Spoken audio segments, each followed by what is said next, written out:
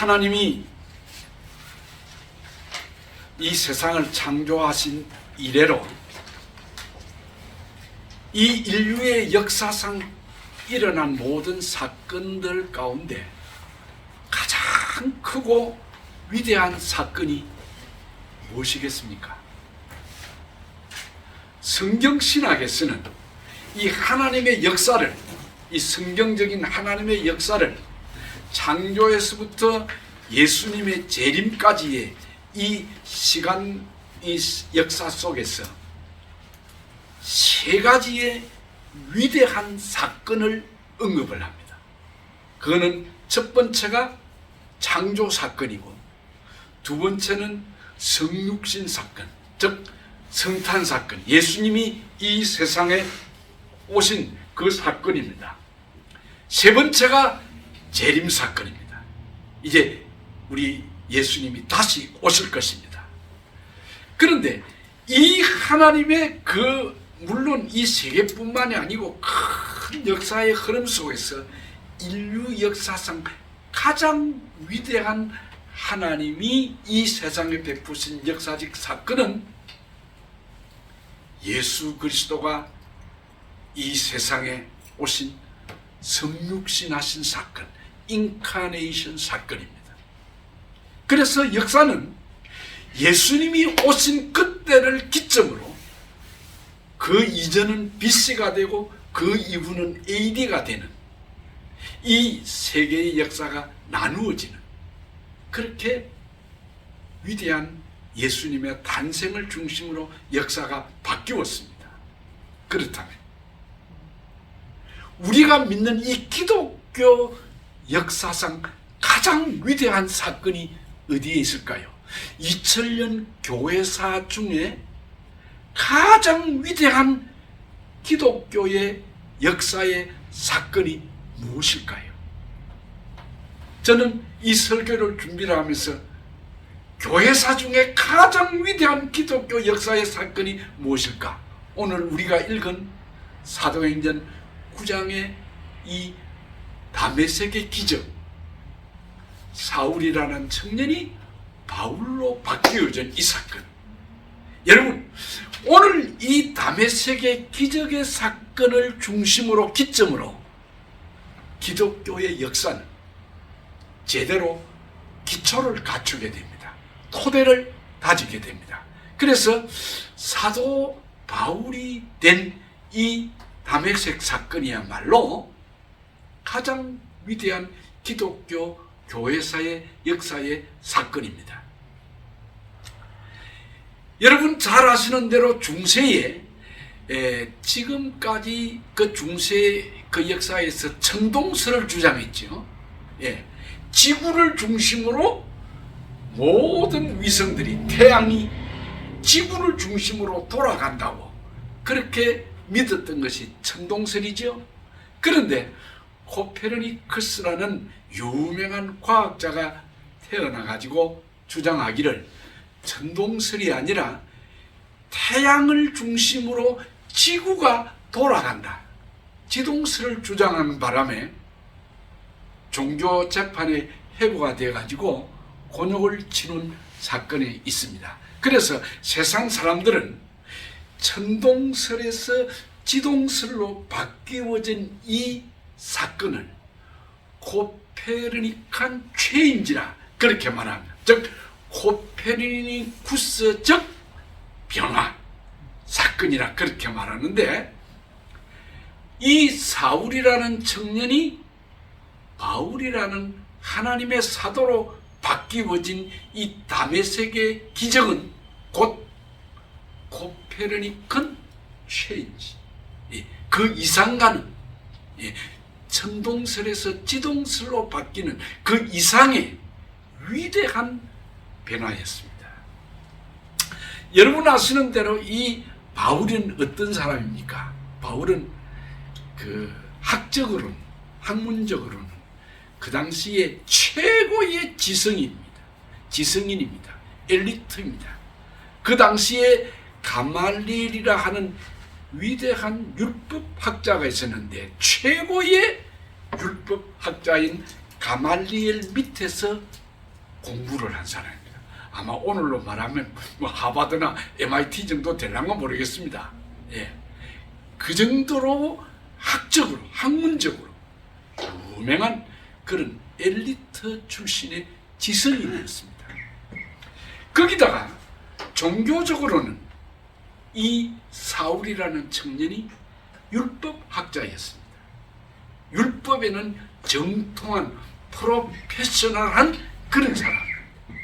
그래서 율법에는 감히 이 사울을 능가할 사람이 없을 만큼 그런 아주 위대한 율법학자였고, 거기다가 종교적인 실제 생활에서는 가장 엄격한 율법의 계명대로 살아가던 바리새파입니다. 바리새파. 페리시스라고 하는데, 이 페리시스, 바리새인들은 제일 엄격한, 아주 철저하게 율법을 지키는 그런 사람들이었습니다. 거기에 율법의 엄격한 바리새파인데, 거기다가 사회적으로는 당시에 로마 시민권을 가진 사람입니다. 예, 로마의 시민권을 그 당시에 가졌다고 하는 것은 대단한 특권층입니다. 대단한 특권층. 그래서 사도 바울이 이 잡혀서 신문을 받는 중에 그 청부장이 와서 그렇게 하지 않습니까? 바울이 로마의 시민권을 가졌다고 하니까 아주 두려운 마음으로 바울을 대하면서 너 어떻게 그 로마 시민권 얻었느냐? 그러니까 나는 나면서부터 로마 시민권을 가진 사람이다. 그러니까 그 청부장이 한 말, 나는 많은 돈을 주고 샀는데 너는 날 때부터 로마 시민권이었구나 할 만큼 그 당시에 금수저 출신 아주 대단한 특권층의 사람입니다. 그러던 이 사울이라는 청년이 오늘 이 사도행전 9장에 나타나는 다메섹에서 완전히 우리 쉬운 말로 하면 꼬꾸라집니다. 완전히 변해집니다. 그래서 우리는 이 다메섹의 기적, 이 다메섹의 사건이 기독교 역사상 가장 위대한 큰 변화의 역사의 사건인데, 이날 이후로 이 사울이라는 청년이 기독교의 토대를 놓습니다. 그가 지금까지 있었던 율법의 엄격한 교육을 받고 실제로 행했던 율법학자에서 이제는 복음의 사도로 바뀌어지는 놀라운 역사가 일어납니다. 근데 오늘 그 내용들은 여러분 너무도 잘 알고 있는 사실들이기 때문에 제가 생략을 합니다. 아나니아라는 경건한 평신도를 보내가지고 사울이라는 청년을 안수를 하도록 예수님이 보냅니다. 이 아나니아라는 사람이 사울의 머리 위에 손을 얹고 안수를 한 때 성경은 기록하기를 사울의 눈에서 비늘 같은 것이 벗겨지더라 라는 구절이 있습니다. 이게 참 멋진 내용입니다. 거기 사울의 눈에서 비늘이 벗겨지더라 라고 말하지 않았습니다. 비늘 같은 것이 벗겨지더라. like scale. 그러니까 비늘 같은 것이 벗겨졌다 그랬어요. 여러분, 사울의 눈에서 벗겨진 이 비늘이 무엇이었을까요? 이 사울의 눈에서 벗겨진 비늘 같은 것이라고 하는 이 비늘은 지금까지 사울이라는 이 청년이 배웠던 학문, 사상, 철학, 경험, 지식, 편견, 고정관념, 세상적 가치관, 합리론적 사고, 과학적인 지식, 종교적인 전통, 규례 등등이 여기 바울의 눈에서 벗겨진 비늘입니다. 그러면 이러한 비늘이 벗겨졌을 때 사울에게 어떤 일이 일어났습니까? 오늘 제가 말씀드리려고 하는 내용이 여기 있습니다. 오늘 이 사울이 안수를 받고 예수님을 만난 그 이후에 그 눈에서 비늘 같은 것이 벗겨졌다고 했는데, 그 비늘 같은 것이 사울의 눈에서 벗겨졌을 때 사울에게는 어떤 변화가 일어났습니까? 이거를 살펴보려고 합니다. 사도행전 9장 17절 18, 오늘 우리 본문에 보면 아나니아가 떠나 그 집에 들어가서 그에게 안수하여 가로되, 형제 사울아, 주 곧 네가 오는 길에서 나타나시던 예수께서 나를 보내어 너로 다시 보게 하시고 성령으로 충만케 하신다니, 즉시 사울의 눈에서 비늘 같은 것이 벗어져 다시 보게 되었다고 했는데, 그러면 비늘이 벗겨졌을 때 사울에게 어떤 변화가 일어났느냐? 이 말씀 역으로 생각하면 사울이 비늘이 벗겨지기 전에 바울의 상태는 어떤 상태였느냐 하는 것입니다. 오늘 여기 본문은 우리에게 말해주기를 사울의 눈에서 비늘이 벗겨졌다고 했는데, 비늘이 벗겨짐으로써 이제 사울은 새로운 세계를 보게 된 것입니다.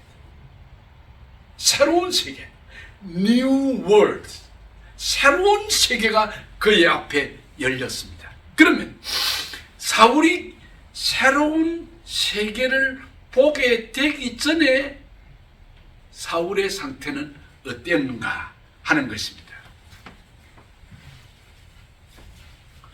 우리는 이런 이야기를 여러분 들어서 잘 아실 겁니다. 소경들이 동물원에 가서 코끼리 구경을 했습니다.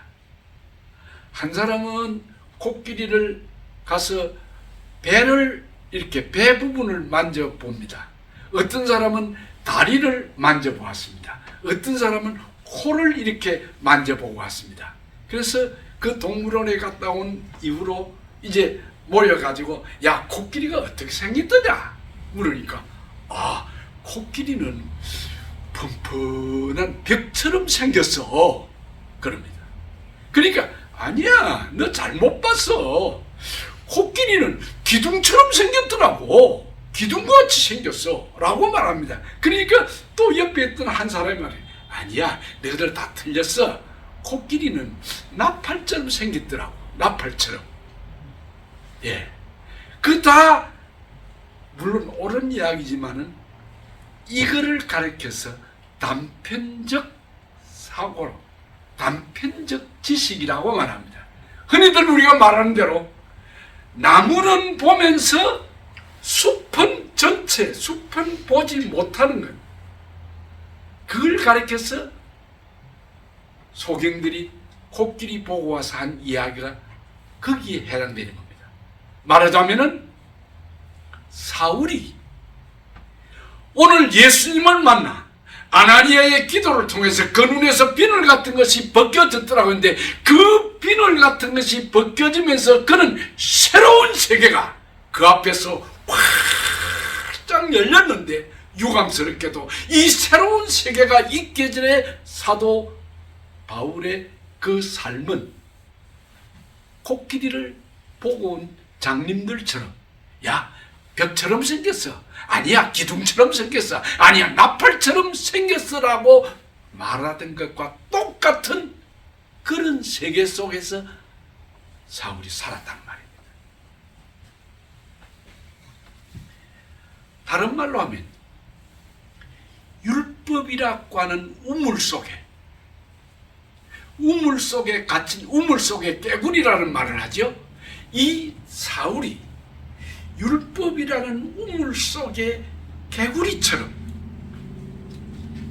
바깥 세상을 모르고 그 우물 안이 그의 삶의 모든 것을 지배하던 단편적인 그런 사상과 철학과 지식과 고정관념과 편견, 상식 속에서 살아갔습니다. 그러면 이 사울이라는 청년의 율법이라는 우물에 갇혀 있었다고 했는데, 그럼 우리는 여기서 율법이라는 게 뭐냐는 것입니다. 사실 오늘 이거는 신학교 강의와 좀 같을 겁니다만은 제가 좀 쉽게 설명을 해 보려고 노력하겠습니다. 율법이라는 게 뭔가? 우리는 율법의 정의, 여러분 교회 오셔가지고 율법 복음 많이 듣고 있는데 율법이라는 게 뭡니까? 율법의 정의, 그리고 하나님이 왜 율법을 주셨는가 하는 율법의 목적, 그리고 그 율법의 한계, 즉 율법의 리미테이션, 그 한계는 뭘까? 그리고 우리가 복음을 믿는 자들로서 율법이 언제까지 가치가 존속될 것인가는 율법의 기간, 그거를 제가 오늘 잠시 짤막하게 좀 설명을 해 보려고 합니다. 성경은 율법이 뭐냐? 사울이 바울로 변하기 전 다메섹의 이 기적을 거치기 전에 율법이라는 우물 속에 갇힌 깨구리 같은 그런 사람이었는데, 그 율법의 정의가 뭐냐? 율법은 갈라디아에서 말하기를 율법은 몽학선생이라 그랬어요. 좀 그 어려운 말인데 다른 말로 하면 개인 교사라는 뜻입니다. 개인 교사, 선생이라는 뜻입니다. 옛날 그 헬라나 로마 시대에 부잣집 혹은 양반집 주인의 아들이 성인이 되기 전에 초등학문, 의복 입는 법, 식사 예절, 테이블 매너, 혹은 어떻게 행동해야 될 것인가는 행동의 지침, 이런 것들을 가르쳐주는 가정교사, 그거를 성경은 몽학선생이라 하는데 율법이 바로 그런 것이다 라고 정의를 했습니다. 그러니까 이 몽학선생은 종의 신분으로, 여러분 여기 종이라는 말을 잘 들어야 됩니다. 이 율법을 가르쳐 몽학선생이라고 한 여기에는 이 몽학선생 개인교사는 종의 신분으로 주인의 아들이 성인이 될 때까지 가르쳐주고 지도해주는, 요즘 말하면 가디언, 보호자, 안내자, 인도자, 이런 뜻입니다. 그러니까 율법은 몽학선생이다, 그게 정의입니다. 그럼 다음으로, 그럼 하나님이 왜 율법을 이스라엘 백성들에게 주셨는가 하는 것입니다. 즉 율법의 목적입니다. 왜 사울이라는 청년이 율법학자인데 그 율법이라는 우물 속에 갇혀가지고 다른 세계를 보지 못한, 복음의 세계를 깨닫지는 못했는데, 그러면 왜 하나님이 이스라엘 백성들에게 율법을 주셨는가 했을 때 성경은 분명하게 이야기합니다. 로마서 3장 20절에 율법의 행위로는 하나님 앞에 어렵다 하심을 얻을 육체가 한 사람도 없는데, 거기 다음에 율법은 죄를 깨닫게 하는 것이라 그랬습니다. 율법은 마치 거울과 같아서 거울 앞에 섰을 때 내 모습이 거울 앞에 보여지는 것처럼, 율법은 거울처럼 내 자신의 모습이 어떻다는 것을 깨닫게 해주는데, 성경은 말하기를 율법은 그 하나님의 법을 지키려고 하면 지킬수록 내 자신이 하나님의 법을 지킬 수 없는 무능력자라는 것을 깨닫게 되는 것입니다. 그게 율법입니다. 그러니까 율법은 하나님의 법을 지키려고 하다가 오히려 내가 하나님의 그 의를 이루어 드릴 수 없는 죄인이구나. 내 힘으로는 이 율법을 지킬 수가 없고 내 힘으로는 율법을 지켜서 구원을 받을 수 없구나 하는 것을 깨닫게 하기 위해서 하나님이 주신 겁니다. 율법의 목적은 죄를 깨닫게 해주는 것입니다. 그래서 내가 내 힘으로 율법을 지키려고 하면 할수록 나는 어떤 모습으로 내 자신이 비춰지느냐 하면 위선자가 되는 거예요.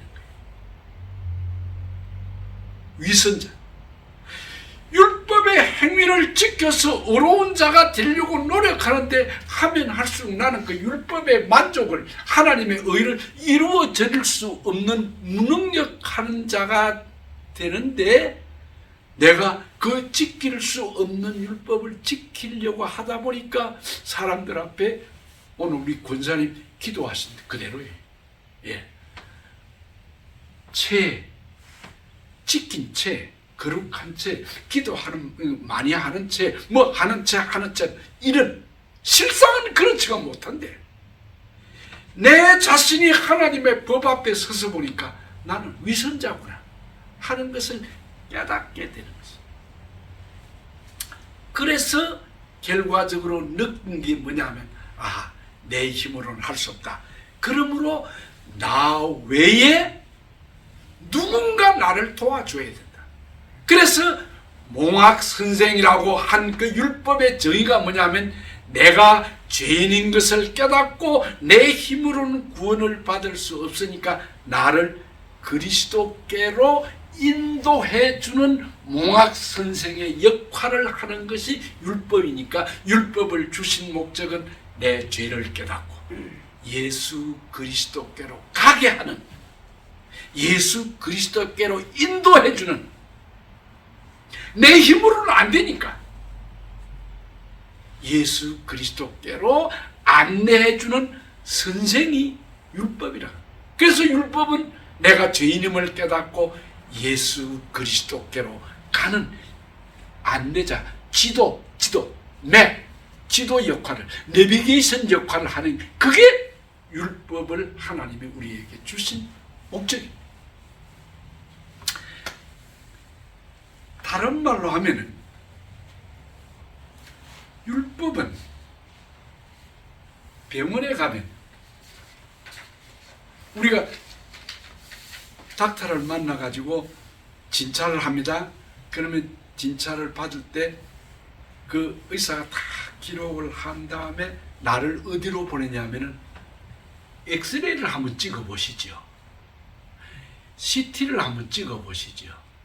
MRI를 한번 찍어 봅시다. 이렇게 합니다. 율법이 뭐냐? 율법은 엑스레이입니다. 율법은 CT 스캔하는 겁니다. 율법은 MRI를 찍는 겁니다. 율법은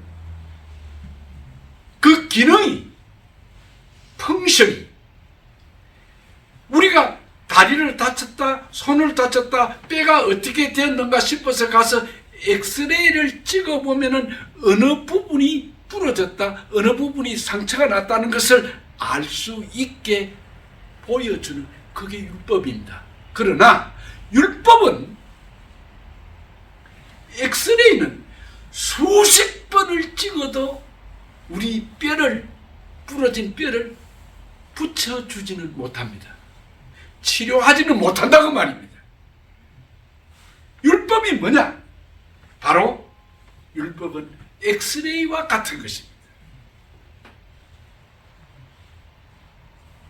여러분, 아무리 찍어도 엑스레이는 우리를, 뼈를 붙여주지 못하고 치료하고 낫게 해주지를 못하는 것처럼 율법은 깨닫게 해줍니다. 그래서 그 엑스레이를 찍어 보니까 이 부분이 고장이 났구나, 췌장 부분이 고장이 났구나, 위장 부분이 아니면 신장, 키드니 부분에 고장이 났구나는 것을 알려주는 거지. 그게 치료 방법. 치료 방법은 다른 걸로 약을 쓰거나 아니면 다른 수술을 하거나 이렇게 해서 그걸 고치는 거지, 엑스레이를 가지고 고치는 게 아니다. 그러므로 율법은 한계가 있어요. 율법은 생명이 아닙니다.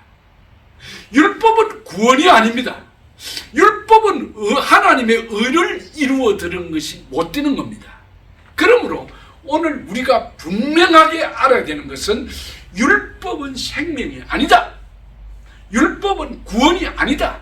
이 율법은 내가 죄인임을 깨닫고 그리스도께로 인도해 주는 길이요, 지도요, 내비게이션 역할하는 선생 역할을 하는 거지, 그게 우리에게 생명을 주는 복음과 같은 역할을 못한다는 것입니다. 그래서 우리는 여기서 분명하게 알아야 되는 것은 바울 사도가 그 바울이 되기 전에 그 다메섹에서 비늘 같은 것이 눈에서 벗겨지기 전까지의 사울의 형편은 이 율법이라는 이 한계 속에 가두어져 있었으면서도 그 율법이 최고인 것으로, 율법이 전부인 것으로 생각하는 소경 삶을 살았다는 것입니다.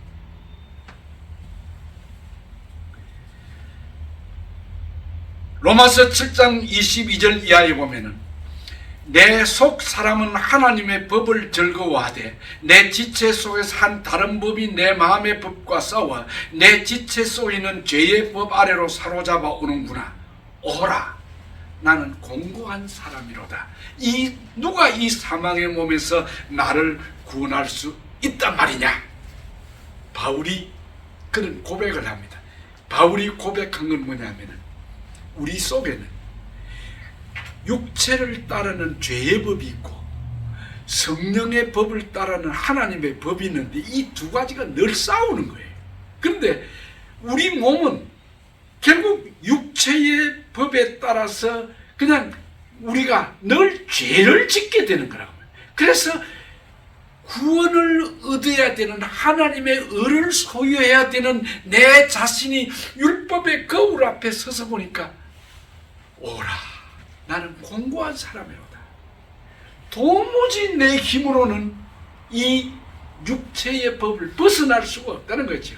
마치 아까도 제가 언급한 대로 우물 속에 갇힌 깨구리처럼 돼가지고 그 우물 앞만 알았지 그 바깥 세상의 넓은 새로운 세계를 못 본 이 사울이라는 청년이 엉뚱한 열심 가지고 예수 믿는 사람들을 죽이려고 했던 것과 같은 거예요. 그래서 그 율법의 한계 앞에서 깨닫는 이 바울의 고백이 오라, 나는 공고한 사람이구나. 여러분, 이 공고한 사람이라는 이 표현이 아주 재미있는 표현입니다. 배가 모래톱에 처박혀 가지고 거기서 좌초가 돼 가지고 꼼짝 달싹도 못하는 그 상태를 오라, 나는 공고한 사람이로다 라고 표현하는 거예요. 그 원어의 뜻이 그렇습니다. 그게 wretched man, 그 공고한 자라는 그 표현이 모래톱에 처박혀 가지고 꼼짝도 못하는 그 상태를 말하는 겁니다. 그러니까 이 사울이라는 청년이 그 율법이라는 그 우물 속에 그 세계만 알고 있었는데 그 바깥 세상을 보게 되는 새로운 눈이 뜨여진 것이 비늘 같은 것이 벗겨진 것인데 지금까지 율법의 목적도 몰랐고 율법의 정의도 몰랐고 율법의 한계도 몰랐다고 말입니다. 그런데 사울이 그것을 깨닫고 나니까 이 율법은 기간이 있어. 어떤 피리어드, 이 어떤 기간이 있는데 갈라디아서의 바울이 말하기를 예수 그리스도가 올 때까지, 여러분 잘 아셔야 됩니다.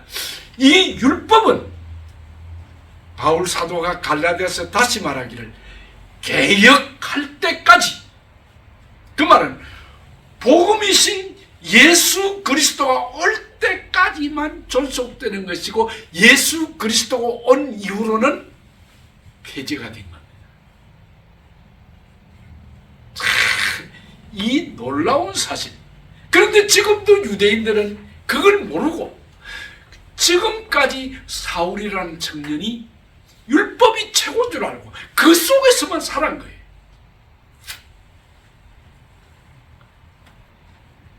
우리는 구약 성경 가운데서 가장 위대한 복음적인 사실을 보여주는 한 사건이 있습니다. 그게 뭐냐면은 이 이스라엘 백성들이 광야길을 가다가 힘들고 고달프고 낮에는 떼약빛이 내려쬐고 밤으로는 춥고 그 길이 제대로 그냥 돌뿌리가 많은 그런 생활에서 먹을 것도 없고 괴로우니까 막 하나님을 원망하다가 모세를 향하여 원망하다가 그냥 난리를 쳤습니다. 그러니까 하나님께서 불뱀을 보내가지고 그 원망하는 자들을 물게 했습니다. 그래서 그냥 독이 퍼져가지고 다 죽게 되었습니다. 그때 모세가 하나님 앞에 기도했습니다. 하나님 이거 어떻게 하면 좋겠습니까? 백성들이 독사에 물려가 다 죽게 됐습니다. 그러니까 하나님이 처방을 마련해 주었습니다. 야, 그 불뱀의 모양을 구리로 가지고 불뱀의 모양을 만들어 가지고 장대에 높이 달아 가지고 세워라. 그리고 그걸 쳐다보라 그래라. 그것을 쳐다보는 사람은 낫는다 라고 이야기했을 때 모세가 빨리 구리로 가지고 노뱀을 만들어 가지고 장대 높이 달아가 세웠습니다. 그리고는 뱀에 물려 독이 퍼져가지고 죽어가는 사람들을 향해서 하는 이야기가 이거 쳐다보면 낫는다 라고 했습니다. 그런데 그 말을 듣고 쳐다본 사람은 다 나았는데 에이 그게 뭐 그거 쳐다본다고 해서 나을 수가 있나 하고 안 쳐다본 사람들은 죽었습니다. 구약은 율법의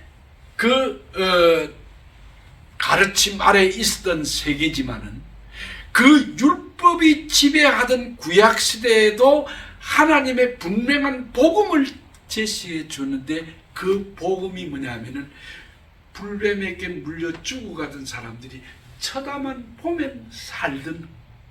그래서 우리 예수님께서 그 민수기 21장에 나타난 이 불뱀 사건을 니고데모라고 하는 그 당시에 그 정치인, 그 상해드린 공의의 효원, 아주 탑 클래스의 그 지성인 니고데모가 예수님한테 와서 물었을 때에 중생에 대한 그 이야기를 하면서 예수님께서 요한복음 3장 14절 15절에 이야기하기를 모세가 뱀을 든 것 같이 인자도 들려야 하리라.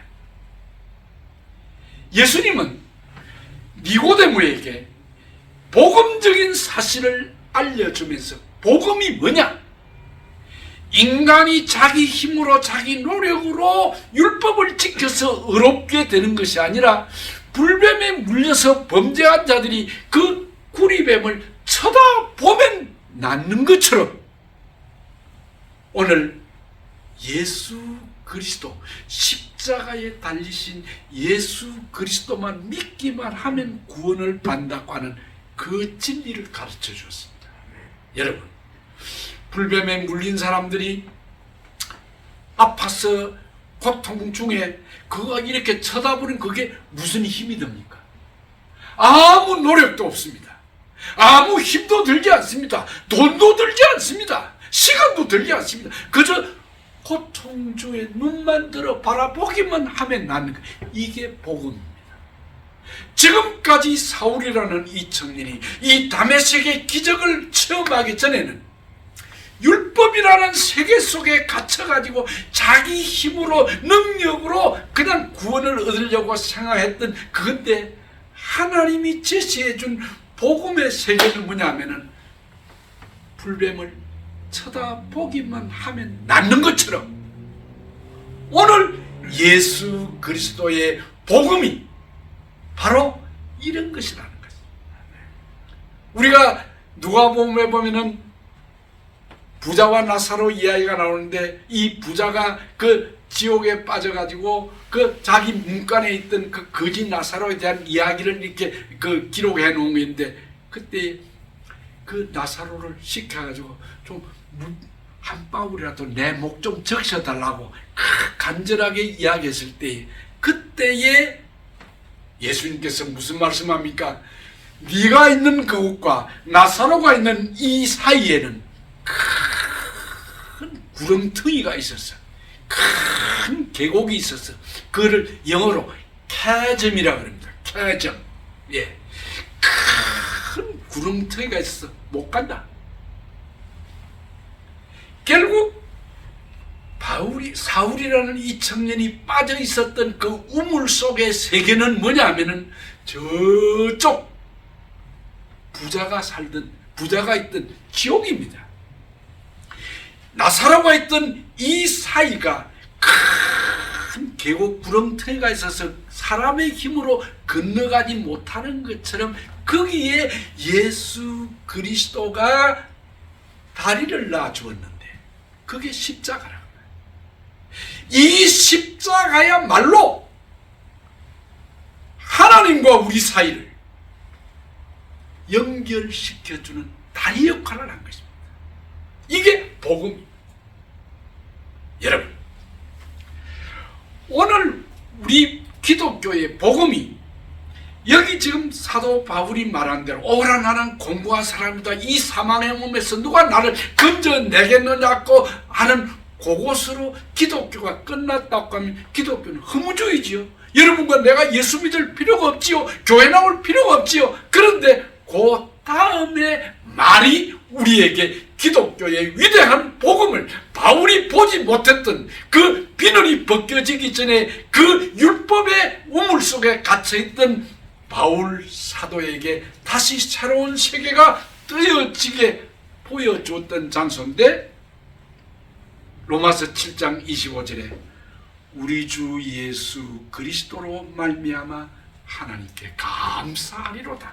결국 공고한 자, 모래톱에 처박혀가지고 꼼짝도 못하는 이 난파선이 된 이 배의 신세였는데 그거를 끄집어낼 수 있는 힘이 내게는 없는데 예수 그리스도가 와서 그러한 공고한 신세가와 같은 우리를 뽑아준 것. 그게 복음이라고. 만약에 기독교가 오라 공고한 사람들하고 끝났다고 하면 얼마나 허무한 종교였습니까? 그러나 예수 그리스도라는 구세주가 있다는 이 복음, 이 기독교. 그래서 우리가 믿는 이 복음은 위대한 것입니다. 사람들은 우리가 살고 있는 이 세계를 고래와 같은 세상이라고 그렇게 표현을 합니다. 아닌 게 아니라 우리가 살고 있는 이 세상이 얼마나 힘든 세상입니까? 얼마나 많은 이 삶의 무게가 우리를 괴롭히고 있습니까? 그러나 여러분, 우리가 살고 있는 이 삶은 고해와 같은 세상뿐만 아니라 이 고해와 같은 그 세상 너머에 은혜의 바다가 있다는 사실을 믿으시길 바랍니다. 그래서 우리는 이 고해와 같은 세상에 살지만은 우리가 이 은혜의 바다에서 예수 그리스도를 통해서 그분의 손을 잡고 춤을 출 수 있는 세상, 그게 복음의 세상이에요. 그게 사울이라는 청년이 보지 못했던 세계입니다. 여러분, 우리는 모세 이야기를 잘 알고 있습니다. 그 모세가 정말 비극의 시대에 태어나가지고 그의 아버지 어머니가 그를 키울 수가 없었습니다. 드디어 갈대 상자를 만들어서 나일강에 띄워야 되는 그런 참으로 비참한 그런 시대에 태어났습니다. 그 아버지 아므람과 어머니 요게벳이 자식을 놓았는데 키울 수 없고 그 자식을 저 나일강에 버려야 된다고 하는 그 비극의 그 삶이 얼마나 힘들었겠습니까? 그러나 이 모세를 갈대 상자를 만들어서 띄웠는데 그 죽음의 나일강, 그 비극의 통곡의 나일강이 생명의 강으로, 축복의 강으로 바뀌어지지 않았습니까? 이게 복음입니다. 여러분, 놀라운 사실은 여기 갈대 상자라는 이 말이 히브리어로 테바라는 말을 씁니다. 히브리어로 테바인데 그 갈대 상자라는 테바라는 말이 또 어디에 쓰였냐면은 노아의 방주를 말할 때 테바라는 말을 썼습니다. 그러니까 노아의 방주라는 말과 여기 모세를 나일강에 던졌던 그 갈대 상자와 똑같은 이야기입니다. 그렇습니다. 오늘 우리는 죽음의 강이 생명의 강으로 바뀌어지고 통곡의 눈물의 강이 하나님의 축복의 강으로 바뀌어질 수 있는 그게 복음입니다. 우리가 믿는 복음입니다. 예수 그리스도입니다. 예수 그리스도를 통해서 오늘 우리에게 주신 이 축복, 우리의 눈에서 이 비늘 같은 것이 벗겨지기만 하면 이런 축복이 여러분과 저에게도 있게 될 줄로 믿습니다. 기도하겠습니다. 하나님 아버지, 주께서 나의 슬픔을 변하여 춤이 되게 하시고 나의 베옷을 벗기시고 기쁨으로 띠를 띄우게 하셨던 우리 하나님, 오늘 나에게 슬픔과 고난과 이 어려움이 복음이신 예수 그리스도를 통해서 춤으로 바뀌어지게 하는 이 놀라운 은총을 주신 것 감사합니다. 하나님 아버지, 이제 이 고해와 같은 세상에서 우리가 예수님과 함께 손잡고 춤을 출 수 있는 은혜의 바다로 우리를 인도해 주시고, 우리가 이 사울이라는 청년이 그 율법이라는 우물 속에 갇혀가지고 복음이라는 새로운 세계를 보지 못해서 엉뚱한 열심으로 가지고 기독교를 핍박하는 자리에서 변화되어 새로운 주님의 일꾼이 된 것 같이, 오 하나님 아버지, 오늘 이 아침에 우리의 눈에 아직도 벗겨지지 못한 비늘과 같은 것이 있다고 하면 나의 사상과 나의 철학과 나의 지식과 나의 고정관념 다 벗겨주시고 복음의 세계를 볼 수 있는 축복을 주시옵소서. 예수님의 이름으로 기도하옵나이다. 아멘.